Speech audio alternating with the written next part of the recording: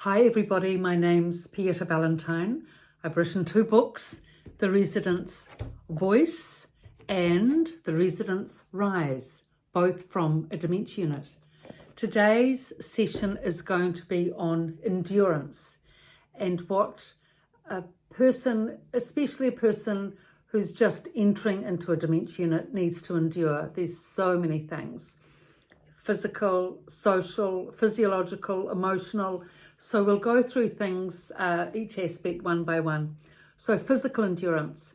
Actually, there's quite a lot of physical endurance needed for someone coming into a dementia facility, because take an elderly lady, which many of them are, mid-80s, 90s. Most women in their homes would need to, say, travel 10 metres to and from the bathroom, say 4 or 5 times a day. But once they get into a dementia unit, if their room is at the end of the corridor, it's often 40 metres that they need to go to and from the room in order to get to the bathroom. And that's a lot of extra distance, 10 metres compared to 40 metres when you are an elderly person, and especially if you've already got problems with your walking, say commonly Parkinson's, which comes with medication, often medication-related Parkinson's with haloperidol.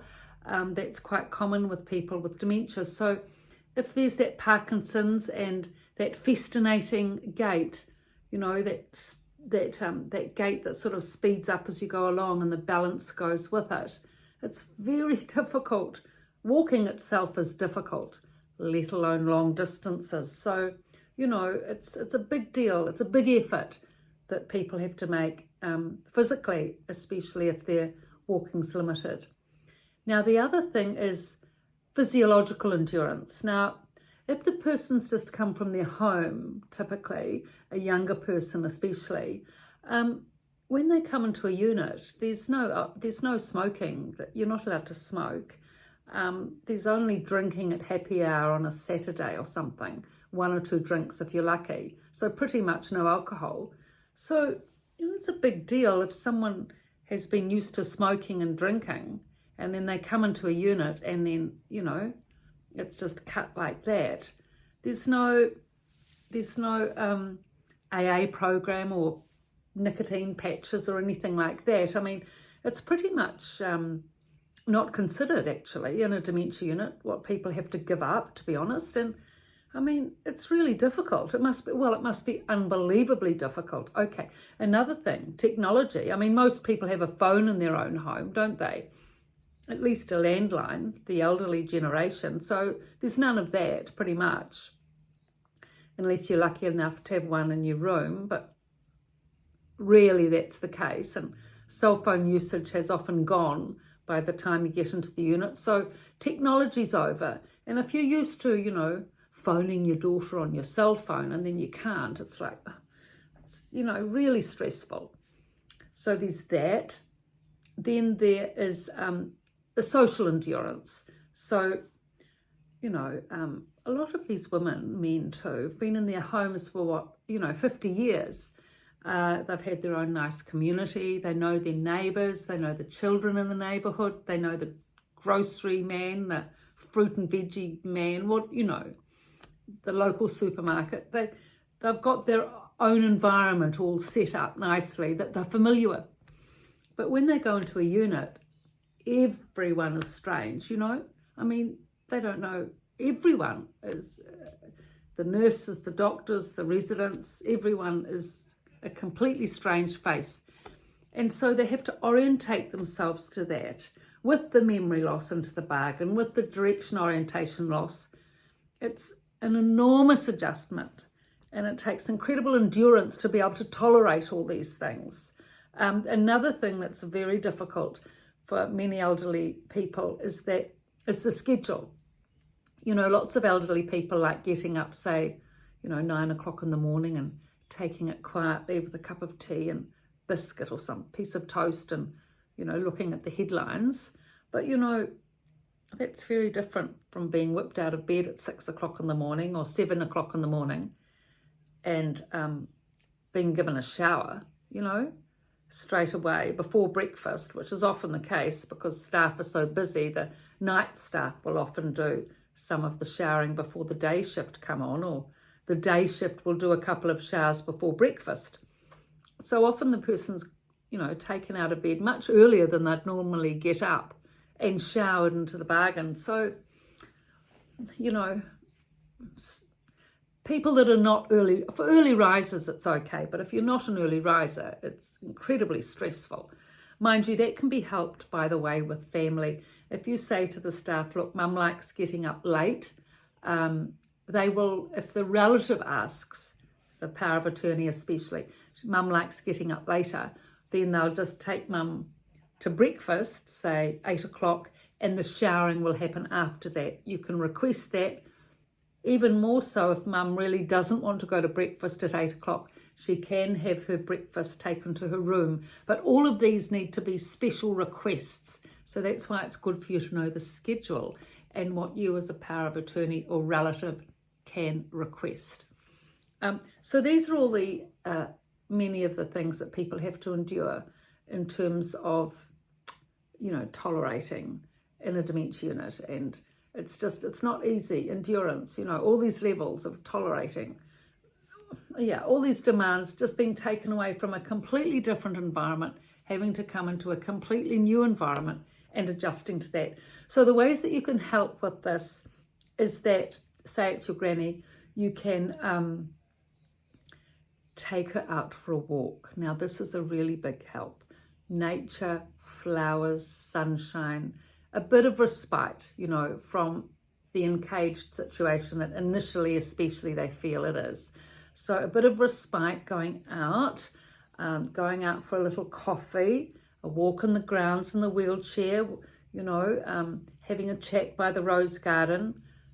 Better still, out for half a day with the family, maybe on a Sunday when all the grandchildren are there, so that they have an outside life as well. If that can be part of the equation, that will help enormously with their endurance and them being able to tolerate being in such an enclosed situation. Otherwise, there can be real problems with frustration and anger and them not being able to settle. And we know that, that's not a good situation, because then it's likely if they get aggressive with that, they may be medicated and then have to go on to a higher level facility. So if you can sort of keep that angst down, and get everything nicely set up for them, as all these videos have been explaining. Nice room, nice setup, something to read, good activities, beautiful bed layout, a lovely chair, all the things around the walls, just so that they can adjust and settle and tolerate. And treats, ask them, look, Granny, I know it's difficult, it's your first week here, it's demanding for you, it's hard on all of us, but is there anything that you especially want that will make it easier for you? And she might say, look, I'd like some scones, or can you get me a cup of tea, or I'd like to come out, see the family for the day, or actually I'd really like a walk, or like I really need to get out of here, like more than once well, she won't remember the once a week thing, but I really, you'll be able to see if she wants a walk. If she's been fit and active all her life and enjoyed walking, she'll definitely want to get out for a walk. So these are all the ways that you can help Granny, to help her endurance and ability to be able to tolerate being in such a place as a dementia unit. And once they settle in and they make friends and all these other things we've explained, life can change. Things can turn and they can actually get to enjoy it. But, at the start, it's very difficult for most people entering a unit, and that's why they need that help and that support from you as family, friends, grandchildren, whatever. So the other main things about enduring a dementia, being in a dementia unit, and how you can help. And I'm sure you'll come up with other ways as well. So anyway, I'll leave the links to the 2 books below, The Resident's Rise, The Resident's Voice. And thank you very much for your support, your likes, your viewing. And I hope that these videos are helping you out there, all that marvelous work. I know that you're all doing so much effort. I was speaking to someone today actually who's looking after her mother.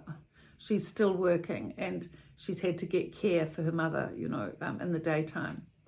and, you know, just going through all the bureaucracy to get respite care, and indeed to get people that will come in the day to look after her mother while she's at work. It was such an incredible amount of effort, a big rigmarole for her to have to work that out. I know there's so much bureaucracy out there with what you have to go through just to care for your parent, and, you know, it's incredibly time consuming and energy consuming. So I just hope that especially if people are entering, you know, facilities, dementia facilities, I really hope that these videos help, because I know that it can be exhausting looking after your mother or father, and then by the time they get into a dementia facility, you know, the carer can well and truly be burnt out. So, and, you know, the thing is, getting into a dementia facility, going into a dementia facility is a whole new realm of, you know, a whole new experience and a whole different set of knowledge and understanding and insight is needed for that. So in order for it not to be a shock to the system, I really suggest that you go through these videos and just quietly, you know, absorb it, so that then you will definitely find going into the unit, or when and if your parent or relative goes into a dementia unit, you are prepared. Then it won't be a shock to the system. You'll be more settled and you'll be able to help the person that's going into the dementia unit. Otherwise, there's too much to learn, too much to do. And if you're already exhausted, having looked after your parent for a long time, you know, your endurance and resilience will be low anyway. And so it's even harder to tolerate and endure when we're exhausted and stressed out from, you know, all that work with your parent at home or looking after them nearby. So that's why it's really important to educate yourself in what the future holds, because it's those first 2 or 3 weeks that is the big lot of effort that's needed for when someone goes into a dementia facility, and when there is so much to endure for the person themselves, you know, that's going in, the resident now that's going into the unit, so much to endure. So the more that you are upskilled, updated on this, it's really important, because staff won't have time. They really won't have time. They don't have time for explanations of this sort. You know, you'll just be given the briefest explanation on things, and more or less you're left to your own devices to work it out and learn about it, and it can take some doing. So if you can prepare yourself in advance, I really think you'll find that it's a smoother process, both for you, the family, and the person going into the dementia unit.